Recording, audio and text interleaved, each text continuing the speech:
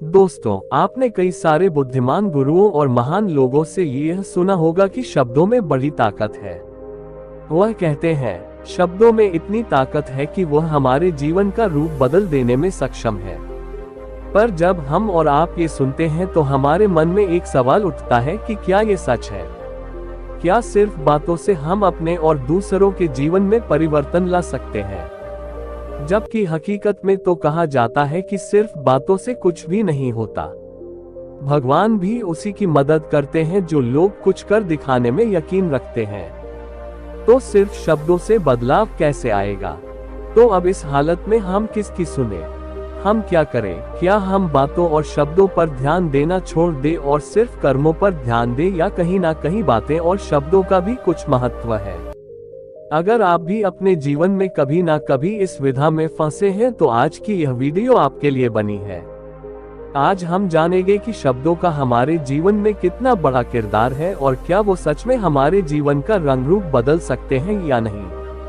तो चलिए शब्दों की दुनिया में साहसी यात्रा पर निकले और जाने कैसे शब्दों का जादू हमें अपनी ओर खींचता है और हमें बांधता है, और कैसे केवल शब्दों से हमारा पूरा जीवन एक नया रूप ले सकता है, क्योंकि हमारी बातें एक इंसान को बना भी सकती है और बिगाड़ भी सकती है। दोस्तों, लेकिन कहानी शुरू करने से पहले मेरी एक छोटी सी रिक्वेस्ट है आपसे, कृपया इस वीडियो को लाइक कर दे। आपका ये लाइक हमें प्रोत्साहन देता है। तो चलिए आज हम यही बातें एक कहानी के माध्यम से समझते हैं। दोस्तों, एक नगर में एक महान बौद्ध भिक्षु रहा करते थे। वह बहुत ज्ञानी थे और बहुत ही शांत स्वभाव के थे, और उनकी यह बात ही उनकी विशेषता भी थी। एक बार की बात है, बौद्ध भिक्षु नगरवासियों को उपदेश दे रहे थे। बौद्ध भिक्षु कह रहे थे कि शब्दों में जीवन बदलने की शक्ति होती है। अपने शब्दों से जीवन बदलो।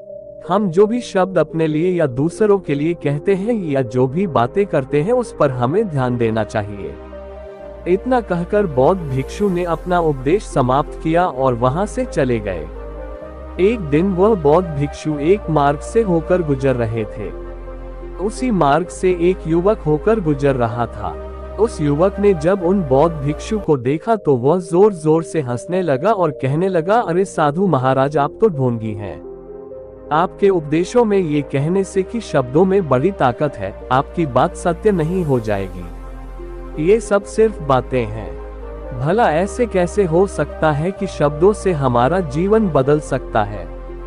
उस युवक की सारी बातें उन भिक्षुओं ने ध्यानपूर्वक सुनी, और उसके बाद वह मुस्कुराते हुए उस युवक से कहते हैं, बेटा, नाद से ही तो ये दुनिया प्रकट हुई है, और अच्छे शब्दों के पीछे भी नाद ही होता है जो पूरा जीवन बदल देता है। वह बौद्ध भिक्षु उस युवक से कहते हैं, देखो, मैं तुम्हें अपने अनुभव से बता रहा हूँ, लेकिन फिर भी तुम्हें यकीन ना हो तो तुम इसे खुद आजमा कर देख सकते हो। उन बौद्ध भिक्षु की यह बात सुनकर युवक थोड़ा सा गंभीर हो गया। उसने काफी देर सोच विचार किया और उसके बाद उन बौद्ध भिक्षु से कहता है, हे गुरुवर, अगर ऐसी बात है तो आप मेरे साथ चलिए। मेरा छोटा भाई है जिसकी उम्र करीब 25 वर्ष है, और उसे ना जाने क्या हुआ है। वह करीब 3 वर्षों से कुछ भी नहीं करता, बस लेटा रहता है। दिन भर वो कुछ न कुछ सोचता रहता है। उसकी ये हालत देखकर हम सब बहुत परेशान हैं। माता पिता भी बहुत चिंतित रहते हैं। हम सब ने कई तरीके अपनाए, कई योजनाएं अपनाए, लेकिन कुछ भी काम नहीं आया। हमने कई बार उससे बात करने तक की कोशिश की, लेकिन वो हमसे कुछ भी नहीं कहता। परिवार का हर एक सदस्य पूरी तरह से थक चुका है, हार चुका है। आखिर वह क्या करना चाहता है? किसी को कुछ नहीं पता तो हमारे शब्दों से उसका जीवन क्यों नहीं बदला? और जैसा कि आप कह रहे हैं कि शब्द सचमुच जीवन बदल सकते हैं, तो क्या आप मेरी मदद करेंगे? इस पर बौद्ध भिक्षु मुस्कुराते हुए उस युवक के साथ चल पड़ते हैं। वह युवक उन बौद्ध भिक्षु को एक खेत में ले जाता है और अपने भाई की तरफ इशारा करके कहता है, हे गुरुवर, यही मेरा भाई है जो पूरे गांव में आलस और मक्कारी के लिए मशहूर है। आप कहते हैं कि शब्दों में वह शक्ति है जो हमारा जीवन बदल सकती है, तो क्या आपके शब्द इसका जीवन बदल सकते हैं? अगर यह सत्य है तो आप इसका जीवन बदल कर दिखाए। उन बौद्ध भिक्षुओं ने उस युवक के भाई को ध्यानपूर्वक देखा। वह एक पेड़ की छांव में आराम से सो रहा था। जब बौद्ध भिक्षु उस युवक के भाई के पास पहुंचे और आराम से उसके सर पर हाथ फिराते हुए कहते हैं, उठो बेटा, बहुत देर हो चुकी है। ये सोने का समय नहीं, ये तो जागने का समय। उन बौद्ध भिक्षुओं की आवाज सुनकर वह लड़का थोड़ा सा अचरज में पड़ गया। आखिर कौन है जो मुझे इतने प्यार से जगा रहा है, वरना सभी गांव वाले तो मुझे आलसी और मक्कार ही कहते। आखिर कौन है जो मुझे इतना अपनापन दिखा रहा है। उसने आंखें खोली और आंखें मलते हुए उसने पूछा, हे गुरुवर, आप कौन हैं और यहाँ क्यों आए हैं इस पर? भिक्षु उस युवक से कहते हैं, बेटा, ये प्रश्न तो मैं तुमसे करना चाहता हूँ, तुम कौन? यही तो तुम्हें जानने की आवश्यकता है। उन बौद्ध भिक्षुओं की बात सुनकर वह लड़का जोर से हंस पड़ता है और कहता है, हे गुरुवर, यदि आपको मेरे बारे में जानना है तो जाए और गांव के किसी भी सदस्य से पूछ लीजिए, आपको पता चल जाएगा कि मैं कौन। आपसे हर कोई यही कहेगा कि वह तो आलसी है, मक्कार है, तरह तरह के ताने सुन आएंगे, तरह तरह की बातें कहेंगे। इससे आपको यह जरूर यकीन हो जाएगा और आपको ये पता भी चल जाएगा कि मैं कौन हूँ। तभी बौद्ध भिक्षु मुस्कुराते हुए उस लड़के से कहते हैं, सबसे पहले मेरी यह बात सुन लो, मेहनती इंसान के खुद के शब्द उसे अंदर तक चोट पहुंचाते हैं। इसलिए कभी भी अपने आप को कोस, अपने शब्दों को सुधारो। और मेरी ये दूसरी बात भी सुन लो, मैंने उन गांव वालों से नहीं पूछा कि तुम कौन हो, मैं तुमसे पूछ रहा हूँ कि तुम कौन हो, लेकिन तुमने तो अपनी आदतें मुझे बताई। आलस तुम्हारी पहचान नहीं, तुम्हारी आदत हो सकती है और इंसान नहीं। उनकी आदतें खराब होती है, इसलिए बेटा तुम आलसी और मक्कार नहीं हो, ये तो तुम्हारी आदत है। बस इतनी सी बात है जो गांव वाले नहीं समझ सकते। ये सारी बातें सुनकर वो लड़का थोड़ा सा आश्चर्यचकित रह गया, क्योंकि गांव वाले हमेशा उसे आलसी और तरह तरह के ताने ही सुनाया करते थे। उन बौद्ध भिक्षुओं की यह बात सुनकर उस लड़के की आंखों में आंसू आ गए। वह तुरंत ही दोनों हाथ जोड़कर उन बौद्ध भिक्षु के चरणों में गिर पड़ा और उनसे कहने लगा, आप सत्य कहते हैं, यह मेरी आदत ही है और मैं इस आदत से बहुत परेशान। मैंने बहुत कोशिशें भी की, लाख उपाय की, लेकिन मैं अपनी इस आदत से छुटकारा ना पा सका। इन आदतों से बाहर आना बहुत कठिन। मैंने कई बार आलस छोड़ने का प्रयास तक किया, पूरी कोशिश भी की, लेकिन कोई लाभ नहीं हुआ। मैं जब भी कोई कार्य करने की कोशिश करता हूँ तो पता नहीं क्यों मेरा मन कहीं और भागने लगता है। मेरा दिमाग किसी और दिशा में काम करने लगता है और मैं उस काम पर ध्यान ही नहीं दे पाता। मैं क्या करूँ, कैसे करूँ, मुझे कुछ भी समझ नहीं आता। जब भी मैं किताबें पढ़ने की कोशिश करता हूँ तो मुझे नींद आने लगती है। मन में एक अजीब सा दर्द महसूस होता है। ऐसा लगता है कि मेरा जीवन यूं ही व्यर्थ जा रहा है और जब मैं इस दर्द को बर्दाश्त नहीं कर पाता तो मैं सो जाता हूं, ताकि जब मैं उठूं तो मुझे दर्द महसूस हो। और अब तो मुझे ये भी यकीन हो चुका है कि मैं इन आदतों से नहीं निकल सकता। यह आदतें मुझे नहीं छोड़ने वाली। इस पर बौद्ध भिक्षु उस लड़के से कहते हैं, बेटा, यदि तुम इस आलस की आदत को छोड़ना चाहते हो तो मैं तुम्हें एक सही उपाय बता सकता हूँ, लेकिन उसके लिए तुम्हें कल सुबह मुझे मिलना होगा, तभी वह तरीका मैं तुम्हें बताऊंगा। यदि तुम उस तरीके को सीखना चाहते हो तो कल सुबह मेरे पास चले आना। इतना कहकर बौद्ध भिक्षु वहां से चले गए। लेकिन उन बौद्ध भिक्षु की सारी बातें उस लड़के के कानों में गूंज रही थी। वह ये समझ नहीं पा रहा था कि आखिर वह बौद्ध भिक्षु उसे कौन सा मार्ग दिखाने वाले, वह ऐसा कौन सा उपाय बता देंगे जिससे उसके जीवन से आलस्य हमेशा हमेशा के लिए खत्म हो जाएगा। देखते ही देखते रात हो गई। रात भर वह अपने बिस्तर पर करवट लेता रहा और उन बौद्ध भिक्षु की बातों के बारे में सोचता रहा। इसी प्रकार देखते ही देखते सुबह हो गई और वह लड़का उन बौद्ध भिक्षुओं के पास जा पहुंचा। वह लड़का उन बौद्ध भिक्षु को प्रणाम करता है और कहता है, गुरुवर, जैसा कि आपने कहा था, लीजिए मैं आ गया। अब मुझे वह मार्ग बता दीजिए जिससे मैं अपने जीवन से इस आलस्य को निकाल सकता हूँ। तभी बौद्ध भिक्षु उस लड़के से कहते हैं, बेटा जब भी तुम्हारा मन दुविधा में हो, तुम निर्णय ना ले पा रहे हो और तुम्हारे मन में तरह तरह के प्रश्न उठ रहे हो कि मैं क्या करूं, कैसे करूं, इस कार्य को पूर्ण कैसे करूं, यह सब कैसे होगा, तब तुम वास्तविकता में अपने अतीत से सोच रहे हो कि पिछली बार तुम्हारे ऐसा करने पर क्या हुआ या अतीत में तुमसे लोगों ने क्या कहा था। तो आज से कभी भी अपने अतीत से नहीं बल्कि भविष्य से सोचो। इस पर लड़का कहता है, भविष्य से वह भला कैसे। तभी बौद्ध भिक्षु उस लड़के से कहते हैं, मान लो कि तुम्हें आज किसी भी चीज की कमी नहीं है, तुम्हारे पास वो हर चीज है जो तुम चाहते हो, वो सारी सुख सुविधाएं, तो अब बताओ तुम अपना जीवन कैसे व्यतीत करना चाहोगी। उन बौद्ध भिक्षु की यह बात सुनकर वह लड़का कुछ देर के लिए सोच में पड़ गया, क्योंकि आज तक उसने सभी गांव वालों के केवल ताने ही सुने थे। किसी ने भी आज तक उसके जीवन के बारे में उससे ऐसी बात नहीं की थी और वह गुरुवर उससे आने वाले भविष्य के बारे में उससे बातें कर रहे थे। उन बौद्ध भिक्षु की यह बात सुनकर वह लड़का खुद से प्रश्न करने लग गया कि अगर मेरे पास सब कुछ होगा, धन की कोई कमी नहीं होगी और सारी सुख सुविधाएं होंगी, तो मैं अपना जीवन कैसे व्यतीत करूंगा। कुछ देर कुछ विचार करने के बाद बहन बौद्ध भिक्षु से कहता है, गुरुवर मैं ये दुनिया घूमना चाहूंगा, पहाड़ों पर चढ़ना चाहूंगा, समुद्र की रेत पर चलना चाहूंगा और मैं एक बहुत बड़ा व्यापारी बनना चाहूंगा। तभी अचानक उस लड़के का ध्यान टूट गया और वह उन बौद्ध भिक्षु से कहता है, परंतु हे गुरुवर ये सब कैसे संभव होगा, केवल मेरी मात्र सोच लेने से तो ये सब पूरा नहीं होने वाला।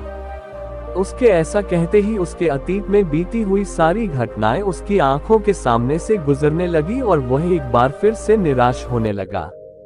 और अब वह ये सोचने लगा कि मेरे पास तो पैसे ही नहीं है, तो मैं भला व्यापार कैसे कर सकता हूँ, ना ही मेरे पास व्यापार का कोई अनुभव है। ऐसी स्थिति में मैं भला यहाँ से कैसे निकल सकता हूँ। उस लड़के के इस प्रश्न का जवाब देते हुए वह बौद्ध भिक्षु उस लड़के से कहते हैं, बनते हर रात में सोने से पहले तुम हर दिन अपना लक्ष्य एक कागज पर लिखो और सुबह उठकर सबसे पहले उस लक्ष्य को देखो और सोचो कि उस लक्ष्य को पाने के लिए तुम आज क्या कर सकते हो, और जो भी तुमने उस कागज पर लिखा होगा उस कार्य को उसी दिन पूरा करने की हर मुमकिन कोशिश करो। इस पर वह लड़का कहता है, ठीक है आप सच कह रहे हैं, लेकिन जब मैं बहुत सोचने लगता हूँ तो मेरा मन बेचैन होने लगता है और मन में तरह तरह के विचार उठने लगते हैं और इन विचारों को शांत करने के लिए मैं सो जाता हूँ ताकि वो विचार मुझे परेशान न कर पाए। उस लड़के की इस समस्या का समाधान करते हुए वह बौद्ध भिक्षु उस लड़के से कहते हैं, बेटा अंतर्मन की चाल को पकड़ो और शब्दों की मदद से नया भविष्य बनाओ। तभी लड़का कहता है, हे गुरुवर आप क्या कहना चाहते हैं, मैं आपकी बात समझ नहीं पा रहा हूँ। इस पर बौद्ध भिक्षु मुस्कुराते हुए कहते हैं, बेटा कैसे होगा, ये जो सवाल है ये सवाल नहीं बल्कि एक डर है जो तुम्हारे अंतर्मन में बैठा हुआ है, जो तुम्हें अगला कदम लेने से रोक रहा है, तुम्हें कदम आगे बढ़ने से रोक रहा है। यदि तुम वास्तविकता देखो तो किसी को भी नहीं पता होता कि वह कार्य कैसे होगा, लेकिन एक इंसान जब दृढ़ निश्चय कर लेता है तो वह अपने उद्देश्य को सामने रखकर लगातार प्रयास करता रहता है और वह अपनी सफलता प्राप्त कर ही लेता है। तभी वो लड़का उन बौद्ध भिक्षु से कहता है कि हे गुरुवर अगर ऐसी बात है तो मन में बार बार चिंता क्यों होती है, मन बार बार बेचैन क्यों हो उठता है। इस पर बौद्ध भिक्षु कहते हैं, बेटा क्योंकि तुम्हें डर है कि तुम कमजोर हो, तुम्हारे अंतर्मन में बैठा है कि तुम में कुछ कमी है, तुम किसी काम के नहीं हो और यही कारण है कि तुम कोशिश करने से डरते हो, क्योंकि तुम्हारा अंतर्मन हमेशा तुम्हें रोकता रहता है। जब भी तो कोई कार्य शुरू करना चाहते हो तुम्हारा मन तुमसे पहले कह देता है इससे आगे मत बढ़ना अन्यथा तुम हार जाओगे, और इसी कारण तुम्हें चिंता होने लगती है, तुम्हारा मन बेचैन होने लगता है। तभी वो लड़का कहता है, गुरुदेव आपने जो कुछ भी कहा वो बिल्कुल सत्य है, लेकिन अब आप ही मुझे बताएं कि मैं इस परेशानी से बाहर कैसे निकलूं। इसका जवाब देते हुए वो बौद्ध भिक्षु उस लड़के से कहते हैं, बेटा इस समस्या का समाधान बहुत ही आसान और सरल है। तुमने देखा होगा कि अक्सर ही हम अपने आप को दोष देते रहते हैं, अपने आप को तरह तरह के अपशब्द कहते रहते हैं जो हमारे अंतर्मन में जाकर बैठ जाते हैं और वही हमें आगे बढ़ने से रोकते हैं। और इन शब्दों का हम पर बहुत गहरा प्रभाव भी पड़ता है, क्योंकि जैसा हम खुद से कहते हैं, जैसा हम पूरी भावनाओं के साथ सोचते हैं, हम वैसा ही बनते चले जाते हैं। इसलिए यदि तुम खुद को बदलना चाहते हो तो कि तुम भी काबिल बन सको, तो तुम्हें अपने अंतर्मन को नए संदेश देने की जरूरत है। जैसे कि मेरे शरीर का हर एक कण, हर एक हिस्सा, हर एक विचार शांति और ऊर्जा से भरा हुआ है। मैं दृढ़ संकल्प और आत्मविश्वास के साथ हर दिन के लक्ष्यों को पूरा करता हूँ। मैं अपने कमजोरी को अभ्यास में बदलता हूँ, चिंता को ध्यान में बदलता हूँ। मैं उत्साह और ऊर्जा से भरा हुआ लगातार अपने लक्ष्यों पर काम करता। ऐसे शब्द जब तुम खुद से कहोगे तो तुम शक्तिशाली महसूस करने लगोगे और तुम्हारी सारी चिंताएं खत्म होने लगेंगे, क्योंकि यही शब्दों की ताकत है। वह तुम वही बना देंगे जो तुम खुद से कहोगे। तुम जितनी भावना के साथ यह वाक्य बोलते हो उसे महसूस करते हैं, उतनी ही भावनाओं से यह शब्द तुम पर असर करना शुरू कर दें। धीरे धीरे ये शब्द तुम्हारे मन और व्यक्तित्व की सोच का हिस्सा बन जाएंगे। लेकिन मेरी एक बात याद रखना कि तुम्हारा अंतर्मन इतनी आसानी से हार नहीं मानने वाला। जब तुम आगे बढ़ोगे तो मौका मिलते ही वह तुम्हें पीछे खींचेगा। तुम्हारे अतीत के बीते हुए सारे कड़वे अनुभव तुम्हें याद दिलाएगा, ताकि तुम डर जाओ और एक बार फिर से अपने लक्ष्य का पीछा करना छोड़ दो। लेकिन तुम्हें इसकी चिंता नहीं करनी। उन सकारात्मक शब्दों के कारण तुम्हारा मन सकारात्मक विचारों को स्वीकार करने लगेगा। आगे वह बौद्ध उस लड़के को चेतावनी देते हुए कहते हैं, मेरी एक बात और याद रखना कि तुम्हारा ध्यान आलस्य पर नहीं होना चाहिए, अर्थात तुम्हें कभी आलस नहीं मिटाना, बल्कि तुम्हें एक नए भविष्य का निर्माण करना है, एक नए व्यक्तित्व का निर्माण करना है। तुम्हारा पूरा ध्यान केवल इस पर ही होना चाहिए। उन बौद्ध भिक्षुओं की बात सुनकर लड़का कहता है, ठीक है गुरुवर, आप जैसा कहते हैं मैं वैसा ही कर। तभी वह बौद्ध भिक्षु उस लड़के से कहते हैं, बेटा अभी तो मैं इस गांव से जा रहा हूं, लेकिन कुछ सालों के बाद मैं वापस आऊंगा। इतना कहकर बौद्ध भिक्षु वहां से चले गए और वह लड़का अपने घर लौट गया। लेकिन अब उस लड़के के मन में तरह तरह के विचार चल रहे थे।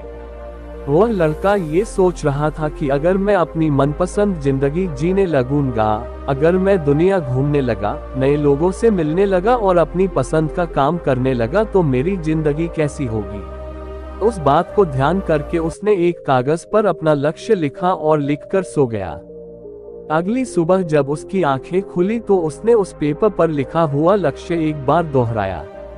उसके बाद वह कुछ देर के लिए शांत हो गया। तभी उसे उन बौद्ध भिक्षु की बात याद आई कि तुम अपने लक्ष्य के लिए आज क्या कर सकते हो। उसने खुद से सवाल किया कि मैं आज अपने इस लक्ष्य को प्राप्त करने के लिए क्या कर सकता हूँ। तभी उसे एक बार फिर से उस पेपर की तरफ ध्यान दिया। उस पेपर पर लिखा था कि मैं बाजार जाता हूँ और लोग व्यापार करने की कौन सी चीज है, कौन से सामान लेकर आते हैं। मैं उन चीजों को देखता, उन चीजों को पता करता है। वो पढ़ने के बाद तुरंत ही बाजार चला गया। वो अलग अलग दुकानों पर बैठा उसने देखा, लेकिन उसे कुछ समझ नहीं आ रहा था, क्योंकि लोग अलग अलग व्यापार कर रहे थे, अलग अलग तरह की चीजें और सामान ले रहे थे और किसी ने उसकी कोई मदद नहीं।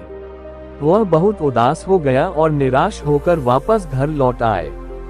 तभी उस लड़के को उन बौद्ध भिक्षु की एक और बात याद आई। शब्दों में बहुत ताकत है और शब्द हमारा जीवन बदल सकते हैं। उसे वह सकारात्मक विचार याद आए।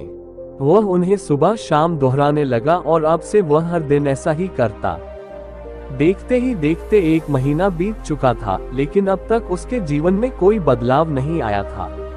अब वह लड़का ये सोचकर निराश होने लगा था कि उसके जीवन में तो कुछ भी परिवर्तन नहीं हो रहा। लेकिन 1 महीने के बाद उसे महसूस हो रहा था कि वह पहले से अच्छा महसूस कर रहा है। उसका दिमाग अब अच्छी तरह से सोच पा रहा है। वह पहले से ज्यादा चलने फिरने लगा है। धीरे धीरे उसे समझ में आने लगा कि जो लोग आगे बढ़ते हैं, महान काम करते हैं, उनकी सोच में कितना अंतर होता है। वे लोग हमेशा शक्तिशाली विचार सोचते हैं, दूसरों की छोटी सोच और डर से वह कभी प्रभावित नहीं होते। जब भी उनके सामने कोई मुश्किल आन पड़ती है तो वह घबराते नहीं बल्कि उस समस्या का समाधान निकालते हैं। इस समस्या के समाधान पर ध्यान केंद्रित करते हैं और ना ही वह कभी किसी का इंतजार करते हैं। वह केवल खुद पर विश्वास करते हैं और तुरंत ही कदम आगे बढ़ाते। जब उस लड़के को ये सारी बातें समझ में आने लगी तो उसने भी धीरे धीरे अपने कदम आगे बढ़ाने शुरू किए। उसने बिल्कुल वैसा ही व्यवहार करना शुरू किया। अब से वो कभी खाली नहीं बैठता था। जब भी उसका मन करता वो बाजार जाता और लोगों के बारे में जानता समझता कि वो किस प्रकार व्यापार कर रहे, कौन से चीजें खरीद रहे हैं और किन चीजों पर उन्हें लाभ हो रहा है। और जब उसका मन करता तो अपने पिता की मदद भी करता था। वह अपने पिता के साथ मंडी में जाता, वहां पर जाकर मोल भाव करता है, हमेशा कुछ न कुछ सीखने में ही जुटा रहता है। तभी एक दिन गांव में एक मसाले का व्यापारी आया। उसे कुछ पढ़े लिखे नौजवानों की जरूरत थी जो माल की गिनती कर सके और हिसाब रखने का काम कर सके। वह लड़का अपने लक्ष्य को जानता था कि उसे क्या पाना है। उसे समझ में आ गया था कि इस काम से उसे बहुत कुछ सीखने को मिलेगा। बेहिचक उस सेठ के पास पहुंच गया। वह जानता था कि उसे उस काम के बहुत कम पैसे मिलेंगे, लेकिन फिर भी वह उस काम को करने के लिए तैयार था। अब उस लड़के की सोच पूरी तरह से बदल चुकी थी। अब वह बाकी लोगों की तरह नहीं सोचता था, बहुत ईमानदार और समझदारी से काम करता था। देखते ही देखते करीब 3 महीने बीत गए और अब व्यापारी यह समझ चुका था कि नौजवान बहुत ही समझदार है और वह उसे व्यापार में बहुत मदद करता है। इसलिए उस मसाले के व्यापारी ने उस लड़के को अपना सहायक बना लिया। उस व्यापारी ने देखा कि इस लड़के की दिनचर्या सबसे अलग है। ये हर दिन पढ़ता है, लिखता है, सुबह उठकर ध्यान करता है, नई चीजें सीखता है। परेशानी आई तो भी विचलित नहीं होता। ये सबसे सम्मान से बात करता है, सबका आदर करता है। देखते ही देखते 1 साल बीत चुके थे और अब तो व्यापारी उस नौजवान से बहुत खुश था। उसने धीरे धीरे उस नौजवान को व्यापार के सारे गुण सिखा दिए और देखते ही देखते वह लड़का अब एक छोटा सा व्यापारी बन चुका था। और जब उस लड़के के अंदर व्यापार की समझ आ गई तो उसने जड़ी बूटियों का व्यापार शुरू कर दिया और देखते ही देखते केवल कुछ ही वर्षों में उस नगर का सबसे बड़ा व्यापारी बन गया। लोग उसे सबसे बड़े व्यापारी के नाम से जानने लगे। उसकी नाम दूर दूर तक फैलने। करीब 5 वर्षों बाद जब वह वापस अपने घर लौटा तो लोग बहुत हैरान थे। उसे देखकर लोग बहुत अचंभित थे। उसके सारे जानने वालों ने उस लड़के से पूछा, तुम इतना कैसे बदल गए? तब उसने कहा, उन गुरु ने सच ही कहा था, शब्दों से हम जीवन बदल सकते हैं। वैसे आपने आज के इस वीडियो से क्या सीखा हो, मुझे आप कमेंट में जरूर बताएगा। इसी के साथ मैं उम्मीद है कि आपको आज की यह वीडियो जरूर पसंद आई हो। तो इस वीडियो को लाइक और अपने दोस्तों के साथ शेयर भी जरूर कीजिएगा और हमें ऐसे ही सपोर्ट करने के लिए चैनल को सब्सक्राइब जरूर दबा दीजिएगा। तो चलिए फिर मिलते हैं अगली वीडियो में, तब तक के लिए अपना ख्याल रखें। धन्यवाद और नमो बुद्धाय।